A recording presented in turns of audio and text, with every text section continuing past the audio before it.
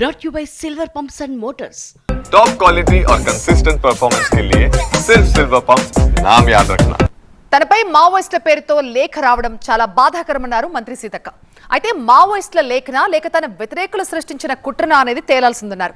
లేఖ పేరుతో కొందరు రాజకీయ కక్ష చూపిస్తున్నారంటూ ఆరోపించారు. జియో 48 రద్దు చేయాలని గతంలోనే తీర్మానం చేశామని చెప్పారు సీతక్క. రొయ్యూరులో ఏదో ప్రయత్నం చేస్తే వాళ్ళ ఇళ్ల స్థలాల కోసం వాళ్ళు అక్కడికి వచ్చారు కాబట్టి ఇళ్ల స్థలాలది అది ఇస్తామని మేము చెప్పడం జరిగింది. దాన్ని కొంతమంది ఆ లేఖను ఇష్టానుసారంగా ఒక ఆడ మనిషిని కూడా చూడకుండా ఒక పేపర్ వాళ్ళు అయితే సిగ్గు లేదా అది ఇది అని అన్నారని వార్నింగ్ ఇచ్చిరని. సరే తప్పులు చేస్తే ఏదైనా ఉంటే సరి చేసుకోవడానికి సిద్ధంగా ఉన్నాం. ప్రజలు వార్నింగ్ ఇచ్చినా ప్రజాప్రతినిధులు వార్నింగ్ ఇచ్చినా స్వీకరిస్తాం. ప్రజల కోసం మా పనితనాన్ని మెరుగుపరుచుకుంటాం. కాబట్టి కొంతమంది చాలా సంతోషపడుతూ ఒక ఆదివాసీ బిడ్డను టార్గెట్ చేసిరని కొంతమంది రాజకీయ నాయకులు చాలా ఉత్సాహపడుతున్నారు. ఈడ లేనిది ఉన్నట్టుగా.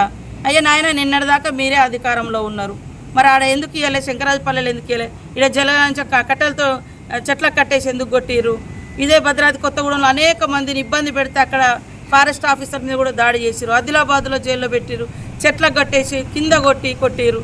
ఇవాళ ఏదో ఒలుకబోస్తున్నారు టీఆర్ఎస్ నాయకులు. కాబట్టి వాస్తవాలు తెలుసుకొని మాట్లాడండి.